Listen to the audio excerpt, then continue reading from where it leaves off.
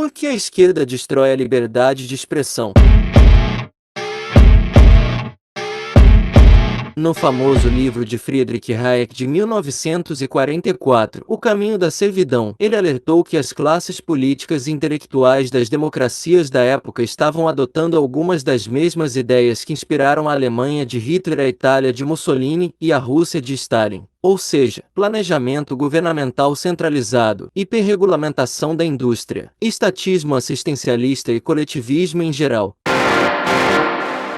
Ele não previu que essas sociedades acabariam em servidão, como alguns afirmaram erroneamente. Pelo contrário, em seu primeiro capítulo, ele afirmou claramente que esperava que as ideias do livro ajudassem esses países a evitar esse destino desastroso. Já no 11º capítulo do livro, intitulado O Fim da Verdade, Hayek fala do imperativo histórico em todos os estados totalitários ao longo da história de destruir a liberdade de expressão para que a única crença do povo seja o plano social imposto pelo Estado. Isso é alcançado por mentiras e propaganda institucionalizadas implacáveis, juntamente com a censura severa de todas as ideias contrárias, impondo à força um único discurso. Em outras palavras, esta é a sociedade que vemos hoje usar a palavra democracia em sentido já deturpado.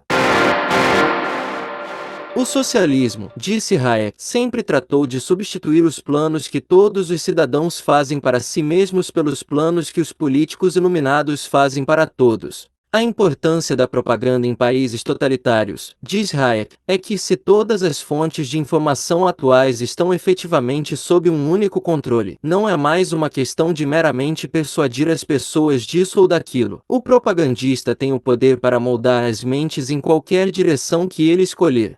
As sociedades de hoje, com raras exceções, já se tornaram praças pós-persuasão. Afinal de contas, a esquerda não está mais disposta a debater nada seriamente. Eles agora só querem calar o debate. Controlam as universidades e lá só matizes de um mesmo discurso são discutidas. A mídia já é amplamente progressista e emite alertas de antidemocrático ou anticientífico para todos que aparecem contrariando o que é publicado. Agora basta a pecha de isto ou aquilo, para não se querer mais debater. Ao apontar um qualificativo para o interlocutor como antidemocrático, a esquerda já se acha vencedora no argumento, pois na quantidade o discurso dela já é mais visível na mídia. A hegemonia do pensamento progressista é a prova deles. Se você discordar da versão mais recente do pensamento esquerdista hegemônico, então você será cancelado virtualmente, taxado de racista, antidemocrático ou qualquer outro qualificativo e tudo que disser a partir daí não será mais considerado. E o debate acaba e as coisas seguem no caminho da esquerda.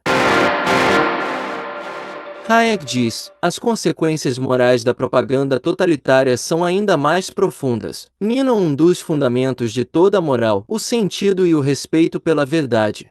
No meio esquerdista, parafraseando Hayek, a verdade não é algo que se descobre por meio do aprendizado, da educação, do autoestudo, da pesquisa e do debate. Em vez disso, é algo a ser estabelecido pela autoridade.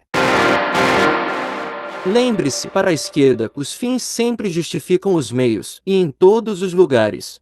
A intolerância é permitida para a esquerda, que aprendeu isso com Herbert Marcuse na década de 1960. O autor disse num artigo amplamente celebrado no meio acadêmico sobre tolerância repressiva, que apenas as classes oprimidas merecem liberdade de expressão.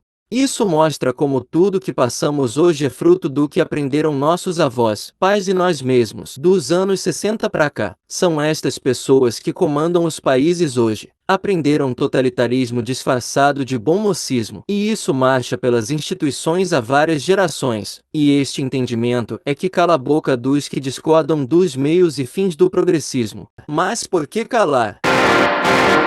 Imagine ser associado a monstros como Stalin, Mao Tse-tung, Nicolau Ceausescu e outros comunistas assassinos em massa do século XX, ou ainda aos governos de Cuba e Venezuela. Estes personagens e as consequências de suas políticas sociais e econômicas não devem ser apontadas como resultados do que pregam hoje. Esta associação deve ser escondida. Imagine a alegria quando a esquerda descobriu que com o colapso do socialismo no fim dos anos 1980 e início dos anos 1990, com a queda do Muro de Berlim e o fim da União Soviética, não precisavam mais justificar aqueles governos. E por fim, além de evitar serem associados a regimes totalitários, se houver liberdade de expressão, a verdade será exposta, e ela é a luz do sol que consegue destruir o Drácula. Por isso precisam da censura nas redes sociais e estão em luta aberta contra Elon Musk e sua gestão à frente do Twitter. A esquerda considera a luta pela liberdade de expressão uma luta de morte política, e eles estão certos sobre isso. Se não conseguirem calar, a esquerda vai voltar a ser a voz minoritária e intolerante disfarçada de cordeiro que sempre foi.